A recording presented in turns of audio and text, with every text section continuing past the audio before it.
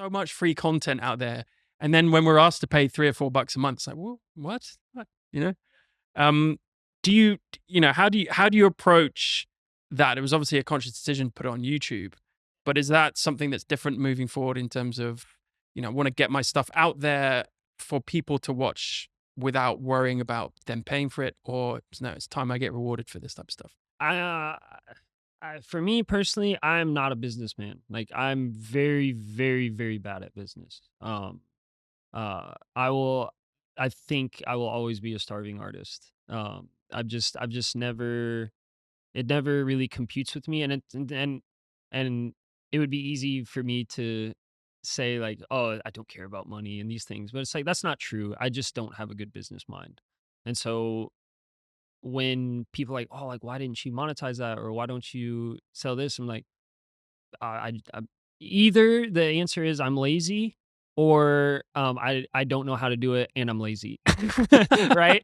So um so it's like, yeah, I mean, that's a possibility. Like, I'm not against these things, like with monetization of things, because it's like I would love to be able to support myself through those things. I'm just not good at it. And so my natural instinct always is not, oh, how can I make money out of this? And again, not because I don't care about money, but because it just doesn't, that's not how my brain works. That's not my first thought ever. My first thought always is excitement, like, oh, I just did this thing, like, everyone please watch it. The Please. the experience, the process, and then the final Yeah, product, yes. essentially. Yeah. And like, I guess there is a subconscious hope that money just comes out of thin air, right? I know that feeling. I'll um put this out there, and then someone would give me money. yeah. Yeah. So yeah, I mean, that's just like, that's always, man, and I know from a business aspect that's a horrible way of doing things, because yeah, you don't really grow monetarily from doing it that way. And I'm very aware of that. uh I'm just not good at it. It's a constant balance, isn't it? It's constant, I guess, pendulum swinging back and forth between, well, I need to pay the bills, and therefore I might compromise some of my artistic integrity because I've got to Yeah. make some sacrifices, right? Yeah, I've got to for go sure. and get some money. Yeah. And then on the other side, it's like, well, I can only really stay true to my art and my vision Yeah. by not worrying about the money side of it. Yeah. There's just, Yeah. there's no It's like, win-win. man, it's such a fine line, because it's like, there is that side, but then there also, like, eventually when you start having thoughts of having a family, or these things, it's like, I can skate by on my own, and I have for years. And now that I'm getting older, it's like, oh, okay, the thoughts of family, the thoughts of having children, and these kind of things. It's like, um, I can't really, I couldn't do that with what I'm doing now, and so I have to. It's weird to think about people that don't exist yet as your motivator for doing things. But I find myself in that position a lot now, where it's like, um trying to be better at business for that, so that ultimately I can have stability when those things inevitably come around in my life, because I'm not ready for it right now, like, financially. um and I don't want to always say I'm not ready for it. I want to be ready for it. And it gets to that point where it's like, okay, like, we need to you need to figure this out. I think it's almost a limiting belief as well. A lot of us have with ourselves. And like you talked about creativity, if you believe everyone's got an element of creativity ingrained in them, it's just a matter of, finding that potential.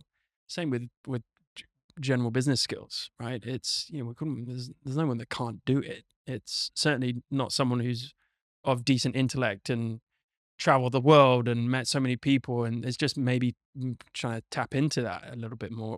Or in my own experience, and I laugh when you said this because I'm a bit lazy as well when it comes to that kind of thing, because I don't really want to do that type of thing, right? Some people love it.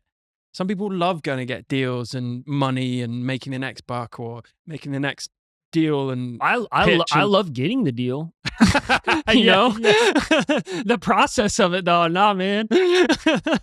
yeah. Oh, yeah. It's a constant battle.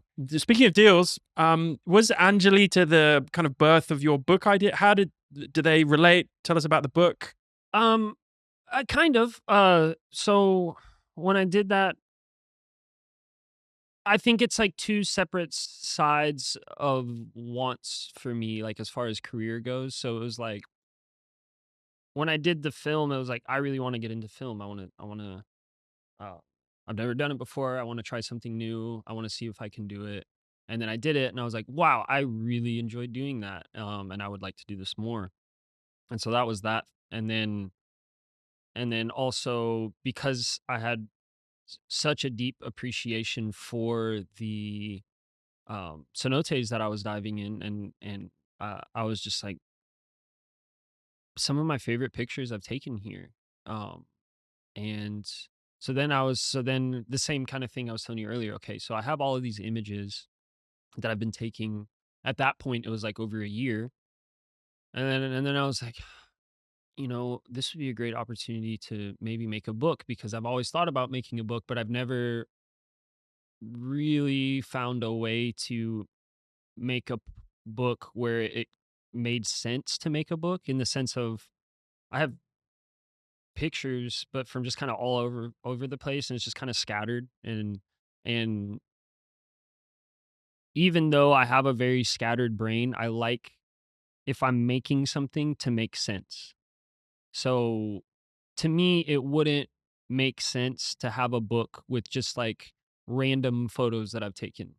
At least at this point in my life. Maybe one day it's like Josiah Gordon's favorite photographs book, right? Like you could do that. But I don't think I'm at a point where I would want to do that. And so I wanted to really like focus in on something to create a book, but I never really found the time or something that I wanted to do it for.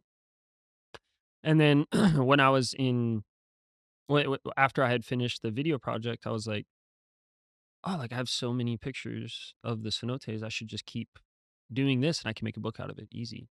And then that ended up being a 4-year process. And I ended up all the pictures that I had, I scrapped all of them and redid all of them because I found it's not a narrative, but a style that I wanted to portray for the book. And the photos that I had taken earlier didn't quite fit that style. And so I just reshot them. This basically the same pictures, but just in the style that I wanted. Um, and yeah, that took 4 years and Wow. How many visits? over 20 Oh my to goodness. Mexico. Yeah. With the same people? With Same people. Chelsea? Yeah, Chelsea was there for some. My one of my really good friends, Fernanda Morales, she's there in Mexico. Amazing model. Esther Abad, amazing model. Yeah, so I used A lot of a lot of the same people. And that's one thing that's really special to me is all of the people that are in the book are close friends of mine. And yeah, it's like a collaborative effort, right? yeah, Like that's nice. we I'm so grateful for them taking so much time. Like whenever I came down, just like, yeah, let's go do it. Like it's so nice to have friends like that who are supportive of you and um, believe in you to and give and because like time is your most valuable thing, right? So for people to give you time for something that you personally have an artistic vision about, it means a lot. And so that's been looking back the biggest gift I've received in all of this is people's trust and time.